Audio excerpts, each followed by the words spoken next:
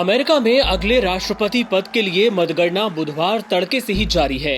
ताजा आंकड़ों के हिसाब से डोनाल्ड ट्रंप और उनके प्रतिद्वंद्वी जो बाइडेन में कांटे की टक्कर नजर आ रही है। बेशक ट्रंप ने चुनाव हारने की स्थिति को लेकर कोई योजना तो नहीं बनाई होगी, लेकिन अगर वो हार जाते हैं तो कैसी परिस्थितियां देखने को मिलेंगी, इसे लेकर लोगों के मन में कई तरह के सवाल हैं। आपको बता दें कि डोनाल्ड ट्रंप पहले से ही पोस्टल बैलेट में धांधली का आरोप लगा चुके हैं। इतना ही नहीं, उन्होंने अमेरिकी सुप्रीम कोर्ट के उस फैसले की भी सार्वजनिक आलोचना की है जिसमें कई राज्यों को चुनाव बाद पोस्टल बैलेट को स्वीकारने की अनुमति दी गई है। ऐसे में संभावना जताई जा रही है कि अगर राष्ट्रपति चुनाव में ट्रंप की हार होती है तो वो इस फैसले को स्वीकारने से इनकार भी कर सकते हैं। ट्रंप को लेकर अमेरिकी मीडिया में दावे किए जा रहे हैं कि चुनाव हारने के बाद वो एक शांत राजनेता के रूप में तो बिल्कुल नजर नहीं आने वाले।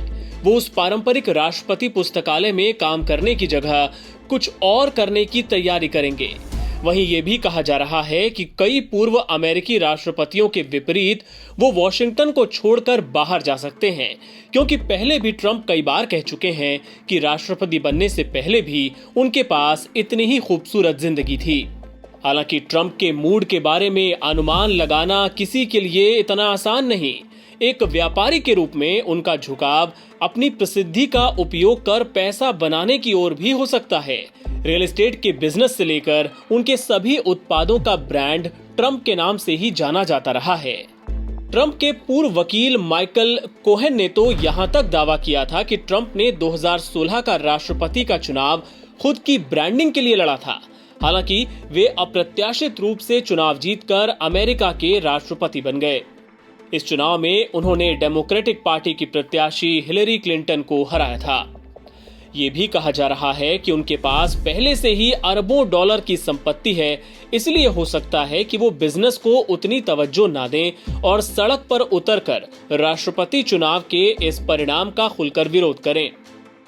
उनके पास मीडिया की भी ताकत है। उन्होंने कई रैलियों में खुलेआम चुनाव में भ्रष्टाचार का आरोप लगाया है। ऐसे में वो फिर से विरोध प्रदर्शन का रास्ता भी अपना सकते हैं। राष्ट्रपति डोनाल्ड ट्रंप पहले ही संकेत दे चुके हैं कि वो वोटिंग के तुरंत बाद सुप्रीम कोर्ट में अपील करेंगे। ऐसे में कोर्ट का फैसला आने में देरी भी हो सकती है। माना जा रहा है कि अगर मामला कोर्ट में गया तो डोनाल्ड ट्रंप को फायदा हो सकता है, क्योंकि उन्होंने अपने कार्यकाल में 4 जजों को नियुक्त किया है, जिनमें से एक एमी बैरेट को छोड़कर बाकी के 3 जज इस सुनवाई में शामिल होंगे। एनबीटी ऑनलाइन की रिपोर्ट।